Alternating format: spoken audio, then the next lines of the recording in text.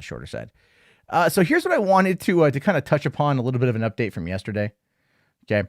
So yesterday, if you guys saw the stream, I was being very critical of Jody's Corner and Andy Signore. And I don't think I'm going to stop being critical of them because they won't stop saying exceptionally dumb things. And it's kind of at this point just become a joke, like Jokey's Corner. It's just a joke. Like, how can you sit there and do this particular line of thinking and think that at the end of the day, it is going to make your life better? It's going to somehow make you more of a known entity, not in a good way. And let me kind of show you guys why. So here's this tweet from Jody's Corner.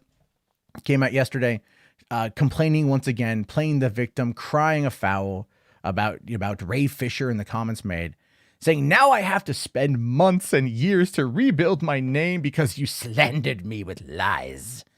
I demand a public apology. Now I know you're lying on Jeff Johns. You're weak for this, bruh. Come see me and apologize." And of course, he tags Jeff Johns and WB Pictures and Joss Whedon. Then he tags Jeff Johns again for some reason. And this is just the mentality of the situation. So Jody runs his mouth constantly. He does. He runs his mouth constantly. Andy enables it. Jody enables Andy to act a fool. They're both dumb. They're both in business with one another. I had a whole rant yesterday on Enosh Fett's stream where I just summarized it as this: you lost, yet you keep going. But you lost. It's over. It's done. It's finito.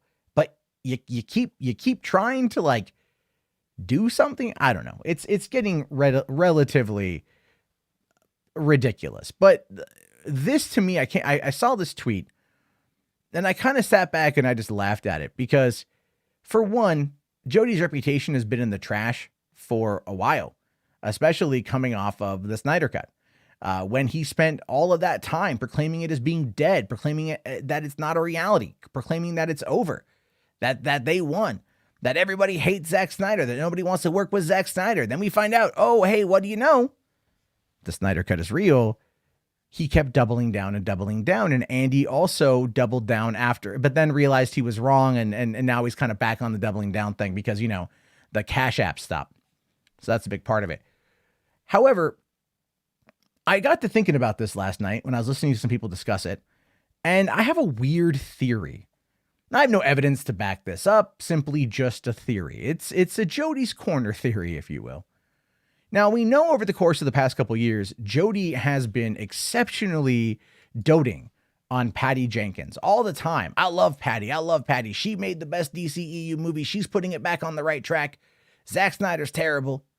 I love me some Gal Gadot. Love Gal Gadot. And it's like, okay, great. You like Wonder Woman? Yeah, it's a good movie. But it felt like obsessive.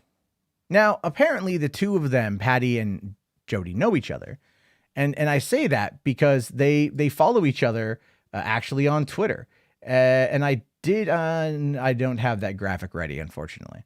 But they do. They follow each other on Twitter. And so it's been speculated and theorized. And this is kind of my own idea on this one. And I'm probably wrong. But if there is, in fact, a civil war that's taken place inside of DC, okay, we've been hearing about this for a while. There's been this call on a civil war, this absolute that you have Warner Brothers hates Zack Snyder. If you go and you look at Andy's original article on Zack Snyder, they're not going to work with him anymore. They hate him. They hate it when the Snyder Cut trends, all of this stuff.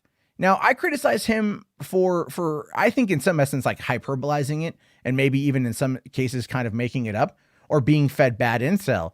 But it really is the bad intel part. That is a lot of what it boils down to. When the Snyder Cut was announced, even Andy went, "Oh, maybe my source is bad." So if he says that maybe his source is bad, and he understands that maybe his source is bad, perhaps the world that we find ourselves in right now is that the source Andy has is Jody. So the question I pose is Jody's Corner Andy Signore's source into Warner Brothers? Now, let's break this down and think about this for a hot second. Again, this is a theory. I have no basis for this 100%, but Jody and Andy teamed up a couple months ago. And right around that same time, Andy got a job as, I think, like the managing editor or some kind of editor over at fandomwire.com. Now, I started thinking about this earlier today, and I went and I looked up Fandom Wire and I searched Andy Signore, and he hasn't written an article in the last 2 months. He hasn't said anything on there in the past 2 months. Fandom Wire is no longer on his byline on Twitter.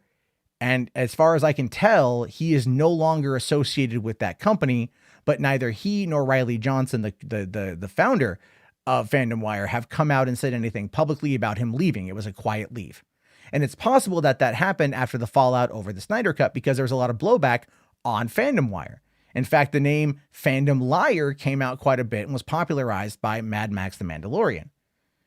So right around this time, again, think about this. So Andy pens this article that comes out of the blue in April.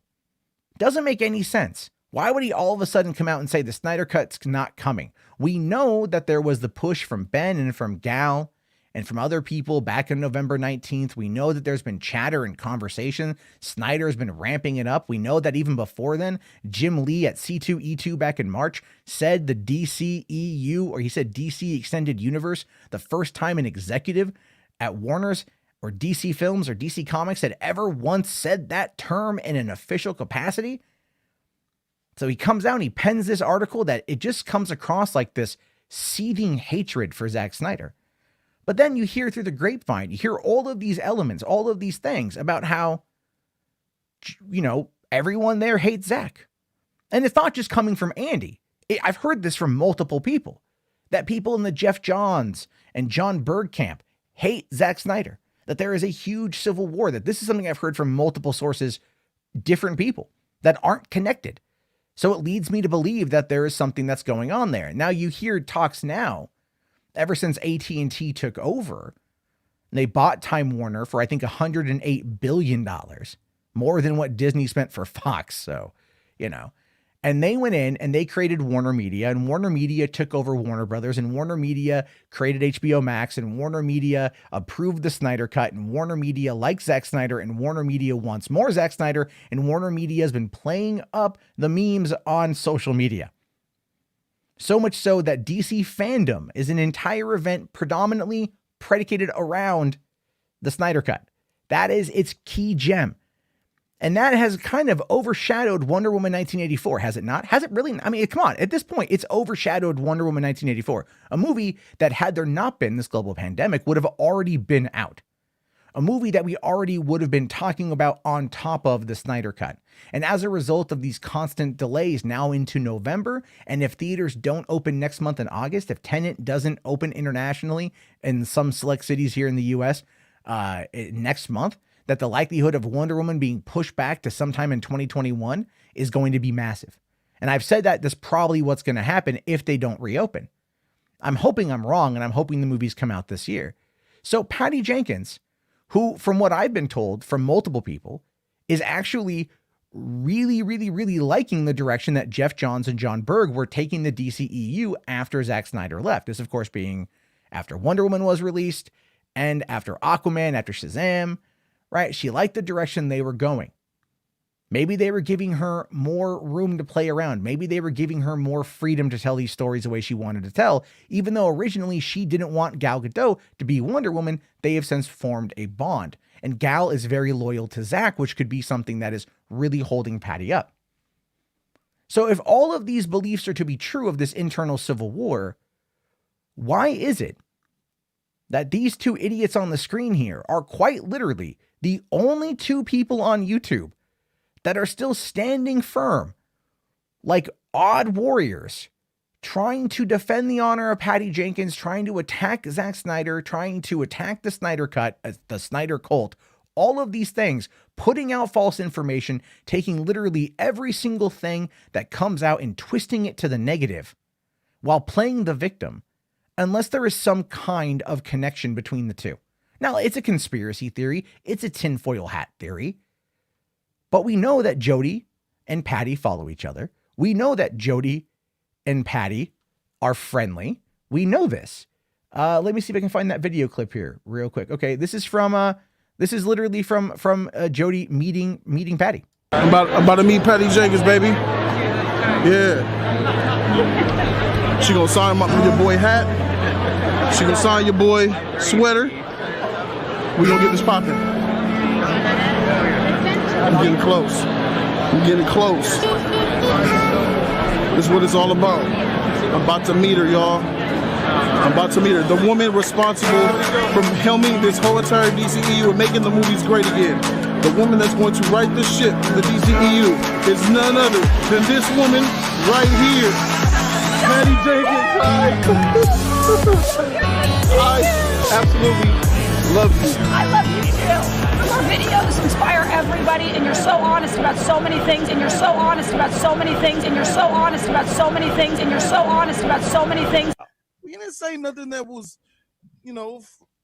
vulgar or foul or nothing, bro. We were just keeping it a buck, man. And for him to block your other account, bro. Anyway, so there we go on that one. I don't know if the audio worked on that or not. If it didn't, you guys are gonna have to let me know. I really hope it did. I've been having issues with StreamYard a little bit, or with OBS a little bit. But the two of them know each other. The two of them are friendly. They follow each other on Twitter. So could it be possible? Could it just be possible that Patty's been the one feeding him information? Could it be possible that the Civil War conversations that Jody's talked about, the article Andy wrote about them never wanting to work with Zack Sndyer, that the Snyder Cut not existing, that all of these things that they've been doing, all of these things they've been saying has potentially come from Patty Jenkins. Now, again, I have no freaking idea, but it does make a fair amount of sense. And there are more breadcrumbs to this trail that I've been told, and I don't have all of them yet. But I'm going to find out soon enough when the investigation gets done, because it just seems to make, in my mind, the most amount of sense. Occam's razor. The most simplest explanation is often the most truest. So wouldn't that be interesting if that was true? Now, would either one of these people ever admit that that was happening? Of course not. They would never admit it. They would never admit it in a million years. But I'll tell you how you know it's true. I'll put this out as its own clip. I'll put it out there, that theory. And if they respond, and I'll tell them how I know right now, because I know exactly like what they'll do. They'll respond by overplaying their hand. And when they over respond, that's usually when you can call them out on some shit. So I think that's probably what's going on. Because otherwise, they would just be making it up whole cloth, which, to be fair, is even freaking worse. And at the end of the day, they lost. Their little anti-Snyder Cut army lost. The anti-Snyder people at DC lost. They're no longer in power. They're no longer in charge. They can whine and complain and cry till the cows come home. HBO Max, Warner Media, AT&T, and they love Snyder. They love Snyder. So much so that they are putting an entire event around the Snyder Cut. They understand the absolute ferociousness of the fandom. They understand that this is going to be good for their business, and they want to, apparently, according to every other scooper you talk to, they want to continue working with Zack. Even Deborah Snyder herself said that they're working on another DCEU project. Don't know what it is yet, but that they're working on something. So what does that mean? Well, it pretty much just means that you got some idiots that are out there running their mouth constantly and don't really know what the hell they're talking about. That, of course, to be these two guys right here, Tweedledee and Tweedledipshit, Jokey's Quarter and Blandy Andy Signore. And I really am not wanting to keep talking about them, but they just keep saying and doing stupid things. And I feel like I kind of have to at this point.